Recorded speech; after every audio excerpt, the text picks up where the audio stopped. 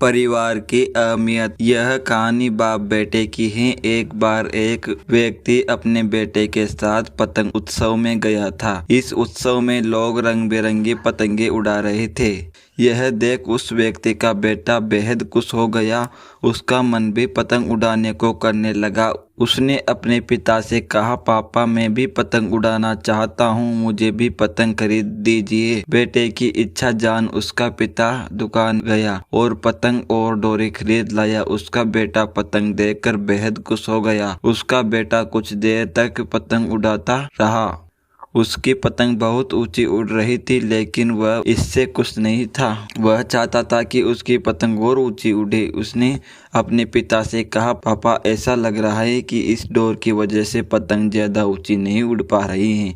अगर मैं इसकी डोर काट दूं तो यह पतंग आजाद होकर ऊंची उड़ने लगेगी। बच्चे ने अपने पिता से जिद की कि वह उसकी डोर काट दे। पिता ने उसकी बात मानी और पतंग की डोर काट दी। डोर करते ही पतंग और ऊंची उड़ने लगी। यह देख बच्चा बेहद खुश हो गया, लेकिन कुछ देर तक वह पतंग ऊंची उड़ी, लेकिन फिर वह एक मकान की छत पर जा गिरी। यह देख बच्चा हैरान हो गया, क्योंकि पतंग की डोर काटने के बाद भी वह नीचे गिर गई थी। उसने अपने पिता से पूछा, पापा यह क्या हुआ, पतंग नीचे क्यों गिर गई?